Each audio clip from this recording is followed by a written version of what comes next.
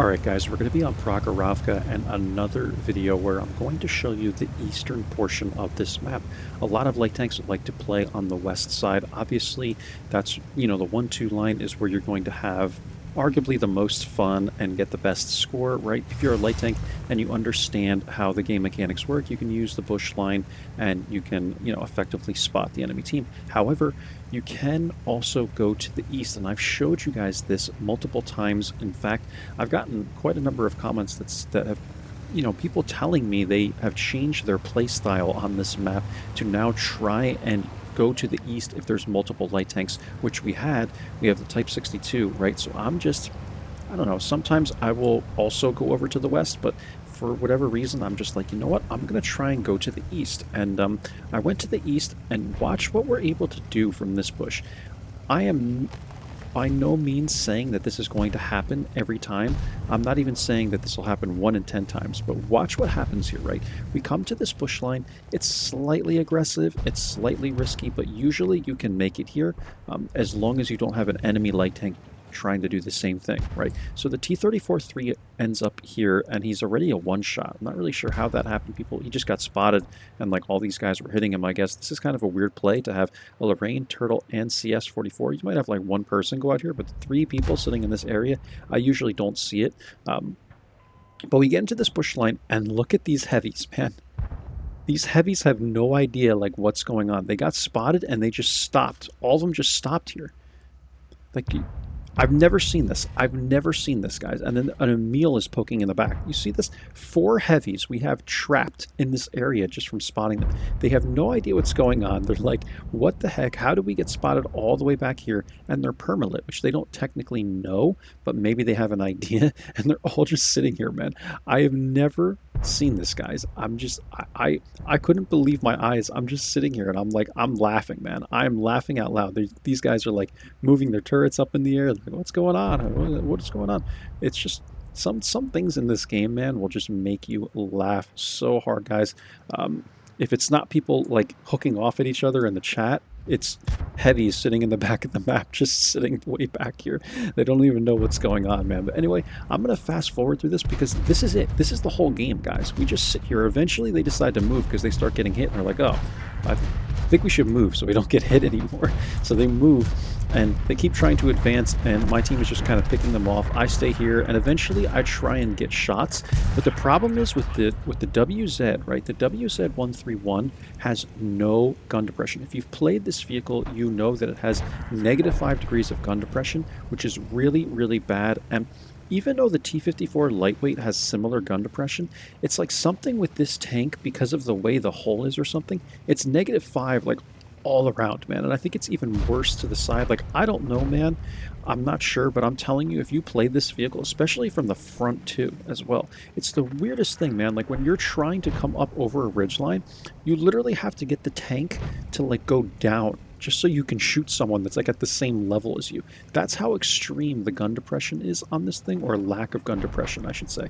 It's just so bad. So I'm trying to get the gun depression. I'm trying to get back far enough in the bush, but still have the gun depression, and it's just like impossible, man. So that's why I didn't really take any shots here. We did 1 shot of damage, and eventually I'm just going to go kind of drive over here like this, come up over the train here, if you want to call it that, and we're just kind of spotting these guys. We're pushing in. Eventually, I push in kind of stupidly. I kill the Obsidian, and I'm just trying to rush in here. E25 YOLOs me, but I'm just trying to make something happen, right? Hit the E25 once. E25 cleans me up, and we do 2773 spotting, 601 damage, and that's the game, guys. Like, we end up coming through. The entire team comes through here, cleans up the last person, except for the WZ-131, and I don't know where this enemy WZ-131 is. I think he ends up being out in like A1 or something weird like that. I don't know. I don't think he ever got spotted, but I think someone like pinged it and they were certain that he was there, whatever. But we end up just capping out here. I just told guys, like, just put everybody on the cap, man. Like, just put everyone on the cap. Like, if he's going to hide, just let him hide. Otherwise, people are going to be chasing him the whole game, right? Because no one has the same mobility as the WZ-131, not that I can see. Maybe the FSV, right? But that's about it, and that's all, guys. It was a wild game. This is the wildest thing I think I've ever seen. It's at least on Prokhorovka, and in my probably last couple of years of playing this game, I've never seen this happen. That's why I'm saying this probably won't happen, but I wanted to show you guys what you are capable of doing from this bush line right here. This is a very powerful area to go for both spawns. The only thing is, again, it can be risky because if you have an enemy light tank that's going to do the same thing, you might run into problems. You're going to get immediately spotted, and from our spawn, right, the south spawn, at least you have the opportunity to run back and kind of go down into the ditch here, right? Because it's kind of like the way this hill works. You own the ditch on the south spawn because the ditch is on your side. So you can fall down this way and just come back up, and you know, you can go back to the west side of the map or whatever you want to do.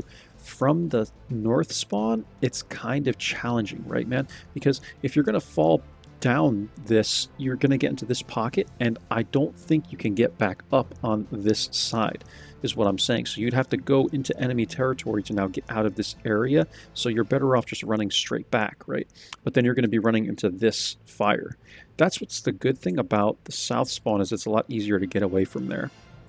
But both sides can use this bush, and if you have a lot of concealment, I've shown this play as well. If you guys go way back on my channel, you can just run right down through here, like along the train tracks here, and there's bushes. You just have to be really careful, man. I would only recommend doing this on like an even 90, like 50% plus concealment tanks, man. You could try it, but it's like a danger close type of play. Just keep that in mind. That's all, guys. I'll show you guys the templates, and I will let you guys go. So let's take a look here. It was a second class game, 2773-601. That's it.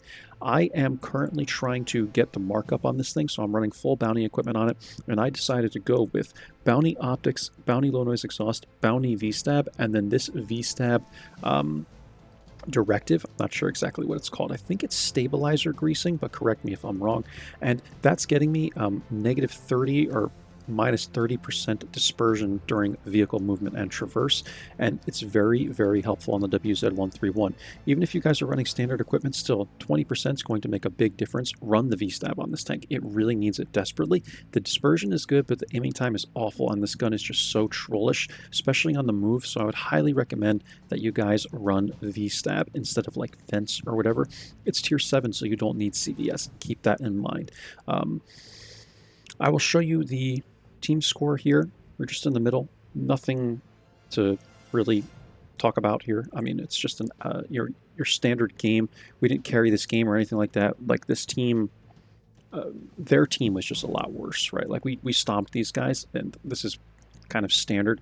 Although I do find that on Prokhorovka games, usually the games are closer, but this one was just a complete stop. I mean, we had all their heavies just sitting there doing nothing. So when that happens, I mean, there's a lot of people on their team not really doing anything. And I think it was really easy for the west side of the map to kind of win there. And it still ended up being a 10-minute game though, believe it or not, which is pretty good. And yeah, that's it, guys. I don't think I have anything more to talk about. This is my crew, how I have it right now. I think I did burn one more crew book that I got from Battle Pass, because you can see I have 10 rewards still here. So I think I burned like maybe, it was either a couple of manuals or like one, I forget, there's like the guides and then there's the manuals or something like that. So I think I burned one guide and we got this up, and now I'm just running Brothers in Arms, which by the way, I did not know this. Brothers in Arms now procs at every percentage. What I mean by this is, it used to be you had to get 100% on all crew members to get 5%. If you had 99% on all of them, it still wasn't doing anything. Now, I don't know when this changed. I guess when this layout changed, they changed this. Or maybe I just never knew this. They did it in multiple patches ago. But what I noticed is that now, if you have, say, 50% Brothers in Arms on all crew members, you're now getting 2.5% to all crew skills. So even if you have like 10% Brothers in Arms, it's doing something, right? So if you guys didn't know that, you know now. I didn't know. I looked at it and I'm like, that's weird. How am I getting another 3 or 4 meters of view range? Because, you know, I just added the Brothers in Arms here, but it shouldn't be proccing. I don't have it at 100%. And that's when I noticed it says like 2.3% more to crew skills, and I'm like, interesting.